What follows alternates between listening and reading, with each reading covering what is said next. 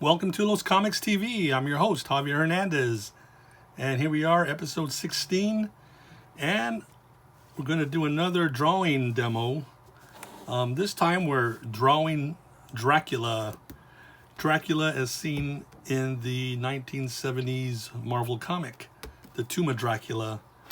Earlier this morning, I posted on my social networks this drawing, which I think I did the night before. Yeah.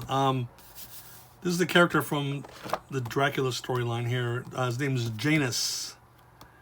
Janus, like the two-faced god from ancient Greece. Or is it Rome? One of the two. They borrowed the same gods, I think. Yeah, really cool character. This golden-skinned, angelic son of Dracula. So after I did that, I thought to do a drawing episode today. I was going to do something else, but I just got really in the mood and inspired by started looking through my Dracula collections. So actually, I had the original comics, like a big run of them in the early 80s. I still have them somewhere, but like I said, a lot of my stuff is unorganized or buried here or there. But I do got these nice, there's 4 volumes total. These are 2 and 3. And I got the other 2 here. But these were the Marvel Essential line. Came out in the, the late 90s to the early 2000s, if I remember here. Yeah. And these were great because I mentioned these before. So like this one is $17, but look how thick that is.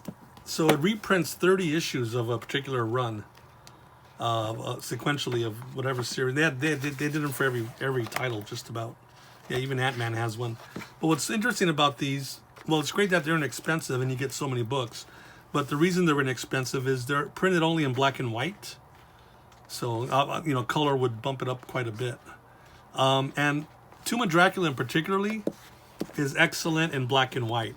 The color by, the art by penciler Gene Colan, one of the classic Marvel artists, inked superbly by Tom Palmer. Yeah, this is, I don't want to get lost looking at this, but man, look at that work there.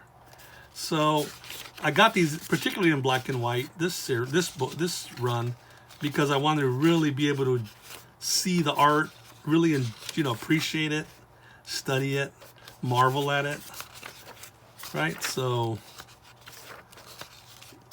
look at that. Gene Colan's Dracula, he based it on, oh my gosh, there you go again, going blank. Wow. I was thinking about him earlier today. He was the villain in the first Batman movie, right? Jack Nicholson's boss, Carl Grissom. Jack Palance, sorry. He based it on Jack Palance with the larger cheekbones and such. But yeah, this is a fantastic run. So let me get started. I'm gonna, I drew it out here earlier in blue line again, and I want to start coloring it. I want to try to get this done during this episode. So I'm just going to start coloring the drawing here. And I guess I can talk about Tomb of Dracula as I'm drawing. So I don't know if I bought any of the issues as a kid, like when I was buying comics, when I first started buying them off the rack in the 70s. I definitely knew about Dracula, and he crossed over, I think, a couple of times with some of the Marvel superheroes. In fact, there was a giant-sized Spider-Man that had he teamed up Dracula. They teamed up or clashed in that one story, but it wasn't until the early 80s, like 79, 80, when I was in middle school, when I started. And at that point, I got the freedom to go on my bike, and so I used to drive up to Uptown Whittier. It's kind of like our little business shopping district here. And there was, back in that day, man, it was so awesome. I'd buy the new comics at the local 7-Eleven or at some of the markets when I'd go shopping with my mom. But back issue bonanza, man. We had about I think 3 or 4 used bookstores right there uptown Whittier. So, you know, I could just go up there, lock up my bike somewhere, and then just walk to the 3 or 4 shops. I remember one of the shops, Ames Used Bookstore. This old, really interesting, bookish, I guess I'd call him eccentric fella. An older guy, I guess he was Mr. Ames. Older guy, real soft-spoken voice. Very soft-spoken voice, and very bookish, obviously. And he had a beard, I believe. Yeah, you know, he kind of looks like those commercials, Captain Obvious. Now that I think about it, it's kind of thin, and then you know, like that salt and pepper beard, thin and lanky. And he had a dog. I think it was a Scottish Terrier, with, you know, those with the big droopy mustaches. So the dog would always be sitting by him on a little pillow, whatever, there at the front counter. But Ames, you know, a ton of old books. Used to go look at the paperbacks, the humor books. But he had a couple of shelves of comics. It was like one rack, I think, maybe 1 or 2, and then, you know, maybe 5 or 6 shelves. And he just had the comics placed on there. No bag and boards back then, right? Just just comics. And he had them pretty cheap. Maybe, I don't remember, 50 cents a comic, or maybe $1. I do not remember, but I do remember going in there and, you know, buying my back issue comics. And then one day I saw these Tomb of Dracula comics. And it's like, what's this? So then I noticed it was like a whole series. Like there was a particular storyline. Probably like 45 to 70. 70 was the last issue. And he had a good chunk of them. And so I remember buying them. I don't know if I bought them that same day, or I read the first few and came back for more. But yeah, it was an epic storyline. I know I've talked about it in the past, on, you know, written about it on my social networks. But since we're sitting here, well, you're sitting here watching me draw, and I guess I'm watching myself draw too. I'll tell you what the storyline was about. So Dracula, you know, came to America and decided to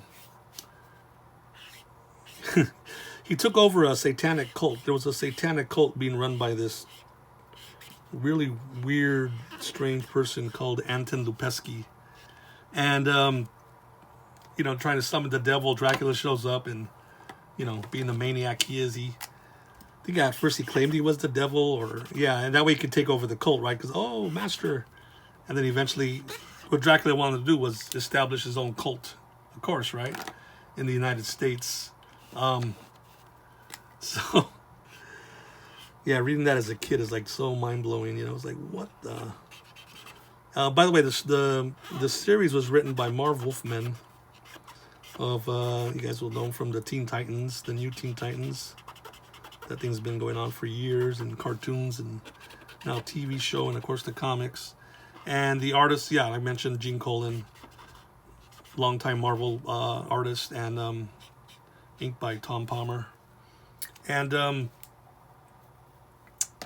excuse me while I get my colors here. So, yeah, Dracula took over the cult, and one of the cult members, a young woman called Domini, an adult woman, she wasn't a teenager or anything, as far as I could tell. And of course, you know, Dracula falls in love with her, you know, and takes her as his bride of Dracula. Right, every emperor needs an empress. And of course, with the unholy matrimony, eventually they had a child,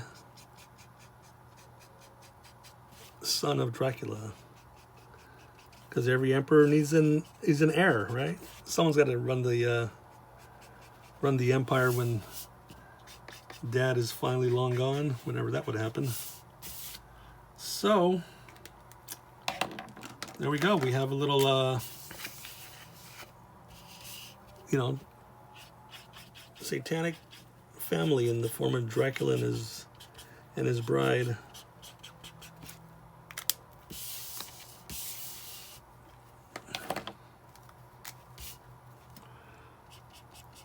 So, yeah, and like I said, this storyline took, less than, went over like 25 issues all the way to the end of the series. Series ended with issue number 70, I believe. And so it was a climax. So it was amazing for me to read such a long running storyline in the comic at that time. I mean, I think there was a couple of examples before, but it was kind of rare, and it was a pretty tight narrative, I thought. And like I said, some of the issues that, even though these comics were still part of the, Marvel mainstream, so they had to adhere to some type of, the comics code at the time. I mean, there was still a lot of crazy, dark stuff in there, and just weird, and especially when you're a 12-year-old kid reading this stuff, it's Dracula. And so, yeah, what happens is, I always wonder, like, am I spoiling this for people? Are they going to read it? Do they want to read it? The weird thing about his son, look at this. Well, here's the cover. I won't read it. That way I'm not spoiling it. So if you don't want to read the cover here. Wow. So the Wrath of Dracula. But, yeah, here he is all furious.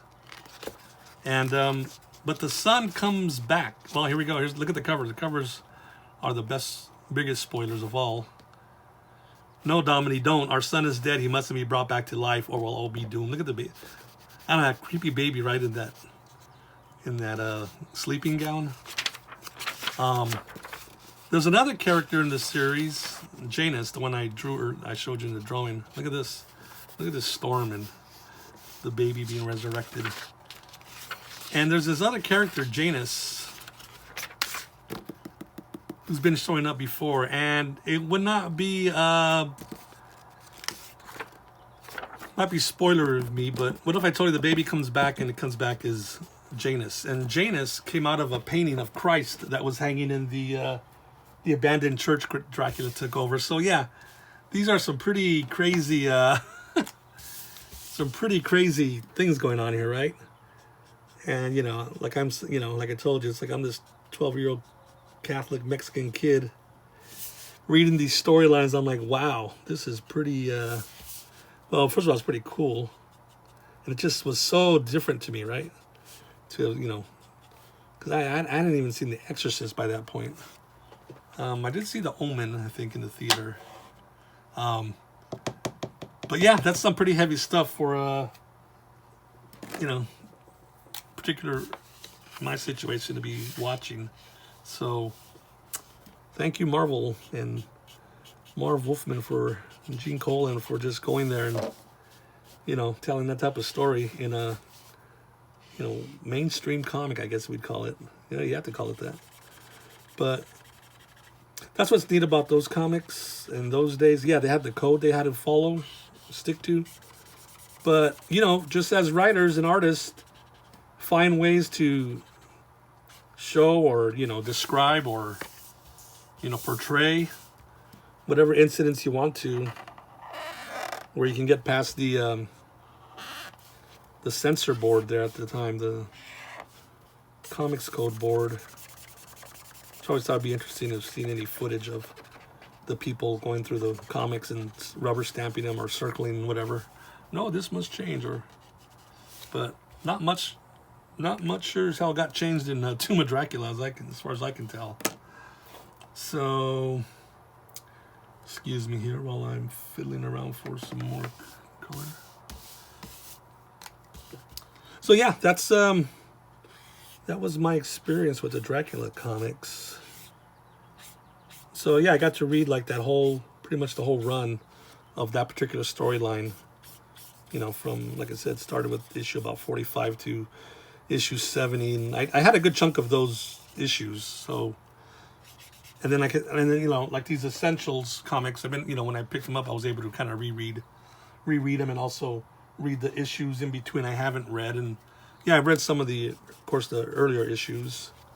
I can't say I've read the entire single run of the book, 1 through 70, but can't say that about a lot of comics that I love. I mean, I know there's some folks who will definitely, like scripture, have read every single word about it, which is great. But, you know, when I read the certain runs or storylines, you know, it's like you definitely get the gist of what the character and, you know, the creators are about on as far as telling that story. But, you know, that's a nice thing about having being able to go back and always fill in the gaps and, you know, read more of this stuff. Not just like now with our stay at home, right? I mean, there's always time to read back issues that you never read. You know, I probably should read more modern comics. I don't talk about Marvel, DC. Just there's hundreds of comics to read from every corner of the world, but at least available here through the whatever means you buy your comics online in the store or used bookstores or whatever. But Dracula was definitely something I will not forget. Even if I didn't have these comics here to leaf through, just what went on in those comics and how it burned in my brain. Yeah, that stuff doesn't leave you. That's what makes good art, right? If you remember it all these years later. Okay, so what do we need here? I think I'm going to start inking it. And then with my Pentel Pocket brush pen. Those of you who've watched the channel, a little friend of yours too, you're probably familiar with that now, me using it. So, like I said, I was going to do a different episode today, but just got jazzed with doing that Janus drawing, and then I started looking through my Dracula comics, and it's like, I never actually drawn Dracula. Definitely not the Marvel Dracula.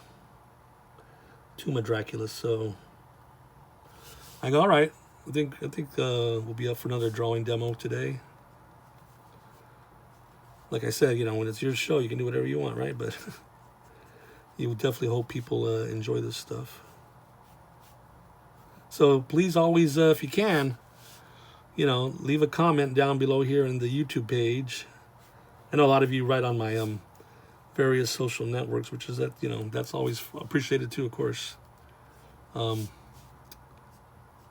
those big Jack Palance cheekbones. Jack Palance did play Dracula once, if I'm remembering correctly. Right? It's one of those roles, how many, so many actors have portrayed him in the films. My friend Rafael Navarro just mentioned to me yesterday. Yesterday I was actually watching Swamp Thing, the first two movies. I've never seen the second one.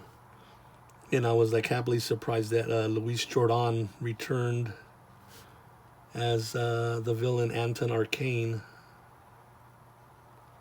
And I told Ralph that hey, it's great to see Luis Jordan back. And he goes, yeah, he also played Dracula once. So he told me to check that out. I think it was a BBC production. But yeah, Marv Wolfman's Dracula, boy, talk about an operatic, over-the-top performance. Kind of reminds me of the way a lot of the writers would, when they write Doctor Doom. There's something about these grand, monstrous enemies of mankind with their with their royalty, their royalty aspect. Doom's case, he's the king of Latveria, and of course Dracula, Prince of Evil, king of the vampires. And just even if he wasn't, his ego would definitely have that type of complex, right? That's why we love these villains, right? The villains you love to hate. Let's see.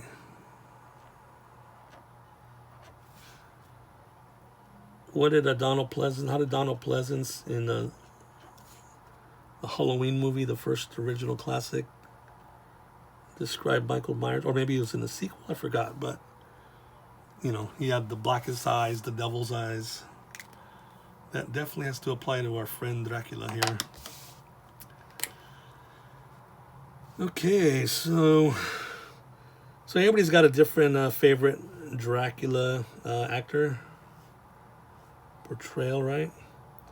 I mean, of course, the classic by far, just by the fact that he was the first on screen playing the proper Dracula, was Bela Lugosi, right? So I don't know who your favorite Dracula is, but you want to share that there in the YouTube comment section, or anywhere else you want to find me online.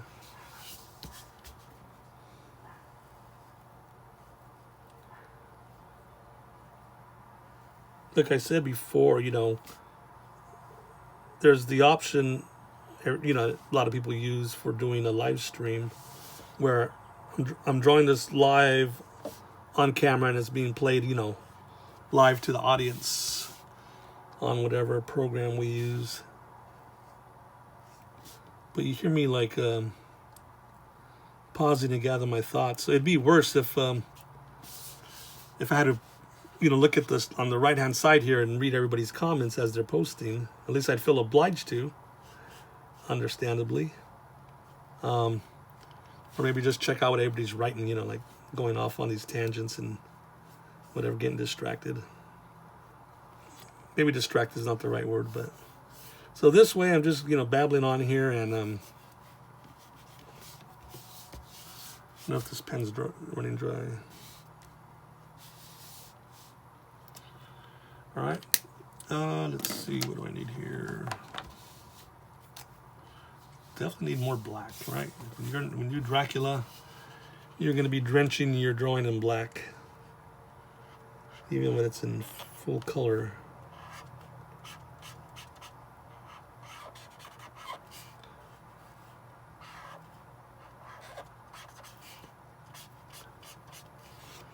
So, you know, been a ton of horror comics. Horror's been part of comic books since, you know, in the very beginning, I think.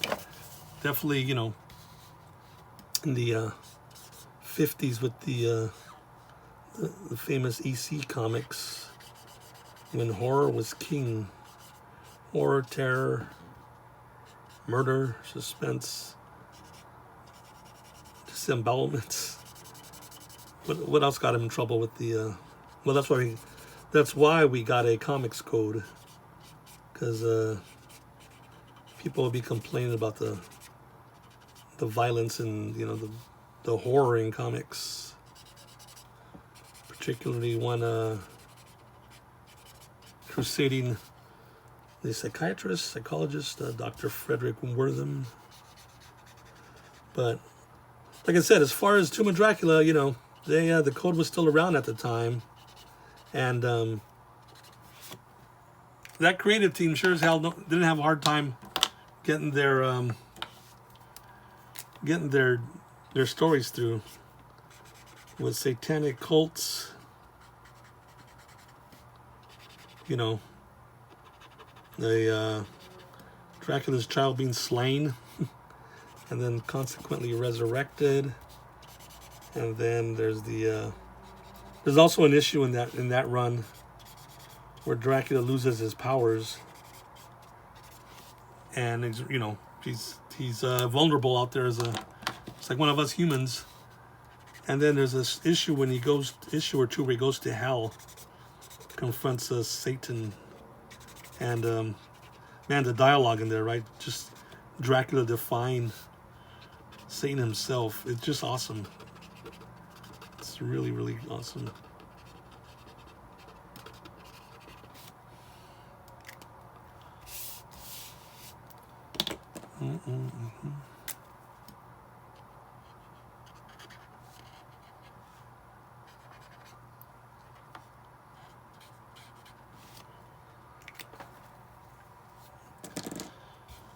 Okay, let's keep going here.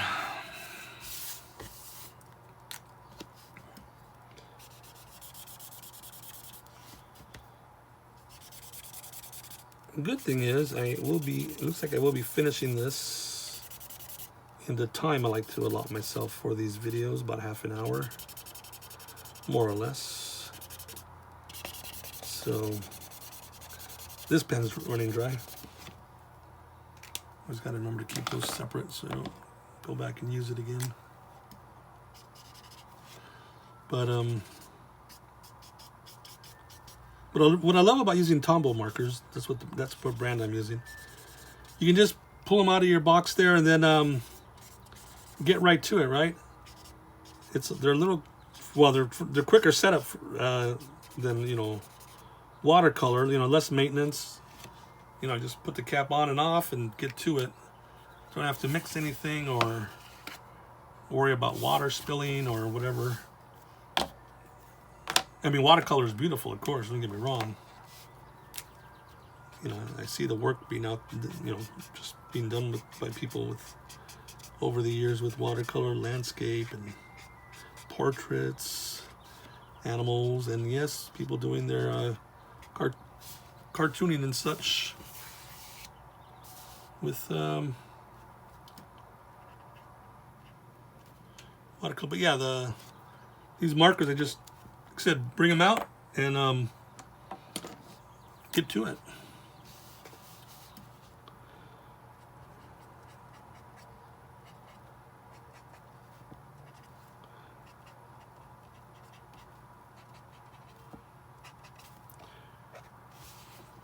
One of my besides Bela Lugosi, I think my favorite Dracula is Christopher Lee, from those British films, the Hammer films he did in the late 50s and 60s.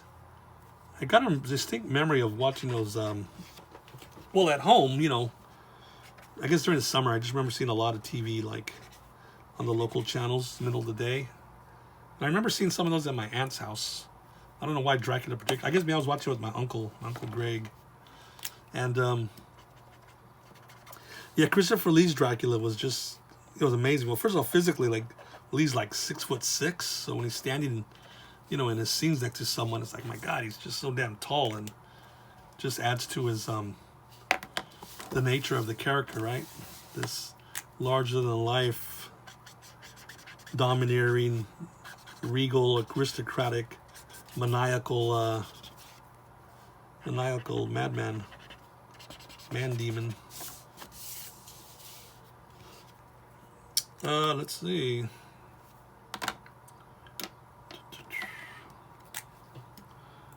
You always want to get the eyes right. And let's see, what else do we got?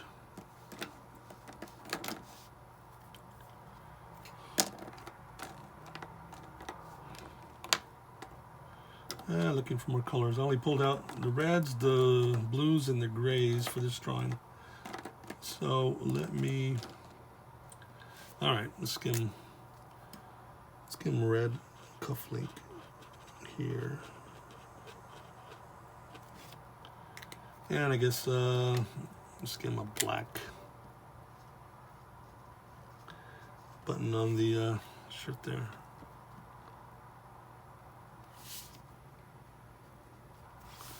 The well-dressed count, right? Yeah, he always had, at least when Colan designed it, this really cool, high-collared cape with the red interior and this pointy design towards the top. Gotta look good, right? You gotta look good when you're being bad.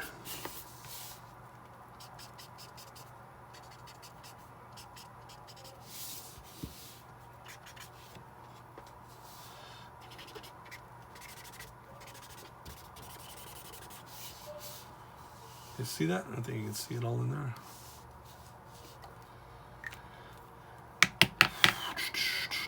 Let's see. Okay, so I brought these out. May as well use them. Let's give it a...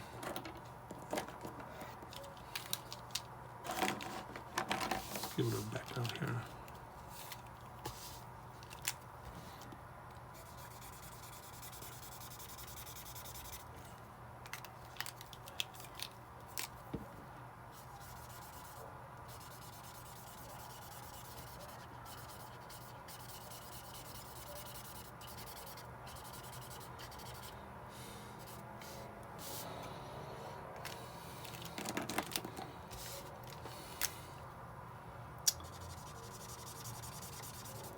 And do you guys ever see the Francis Ford Coppola Dracula movie starring Gary Oldman in, I guess it was the early 90s? Whoops, look at that, sorry. Wow. All right. I said Gary Oldman's name and everything just went to hell. What is that telling us, people? But yeah, that was quite a fantastic film. Very different version, at least from what you've seen on the screen before, of Dracula. His Coppola's intention was to stick closer to the original. Let me adjust this, excuse me. Which I have not read the novel. I tried reading either that one or Frankenstein in middle school. You know, you're reading comics and then you find out about like the real books that some of them are based on. But for me, at least, I know plenty of other people read them at my age or younger back then. But yeah, I couldn't get into it. You know, the obviously the style of writing very different from, you know, to the modern sensibilities, at least what I was used to back then. But yeah, it's a fantastic film though, Francis Coppola's Dracula, and the score is amazing. I play that a lot when I'm drawing, working on my own comics or whatever.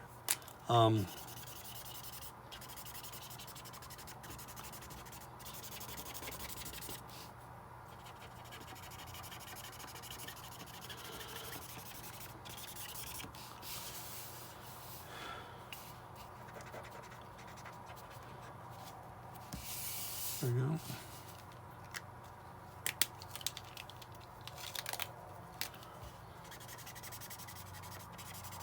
It's smearing a little bit, but it's all right. We can have some. It's okay to have some dark in the sky.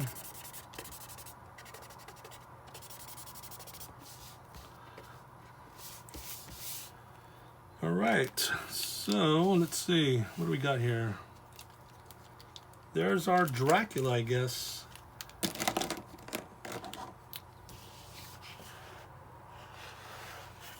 Yeah, I think you can see it all there, right, in the camera frame. I guess that way you can see it. But yeah, I think that's it. I'll leave it at that. And it looks like I'm just about under 30 minutes, which is not bad. It's an extra bonus. But yeah, Tomb of Dracula, like, you know, check them out if you can. I know, so these are out of print, but I was looking earlier. You can find some of these. In fact, I saw one of these. This is the one you'd really want if you don't only get one, because it's the last, issue 50 through 70. So this is the bulk of that storyline, right? The Son of Dracula, or whatever we'll call it. And it starts, I think, in about 45. So this is 26 to 49. I mean, of course, there's tons of great stories beforehand. And really, it's like, I guess the story started with issue 1. But it really picks up steam, or it really starts following a particular storyline with 45 onward. So if you can get Tomb of Dracula Volume 3, if you like black and white, if you don't mind looking at the art in black and white, I'd recommend this one. Although I understand Marvel does have, they did a new series of reprints in full color. Tomb of Dracula, I don't know what they call it, Ultimate, or probably the Classic Collection. So they got, I think, 3 volumes, and the 4th one's coming out soon. Or dig through the back issue bin at your comic shop or wherever you can find back issue comics, and then try to find some of them. They're wonderful comics, and like I said, they're definitely, they got to be in my top 5 favorite, as far as if I pick like a storyline. So I call the Son of Dracula storyline. That would be one of my top 5 favorite comic stories of all time. So anyway, I'll link the other drawing demos, you know, up here somewhere. I did what I do. I did a Spawn, Devilman, and then my character, El Cosmico, Cosmic Muerto. So if you want to see more drawing demos, you can check those out. Otherwise, like I said, feel free to comment below. Press the like button if you liked it. And sorry for always saying this, but there's always going to be new people checking out the channel. Subscribe if you can. Subscribe, and you'll always be notified of my latest episode. So thanks everybody, and beware the night.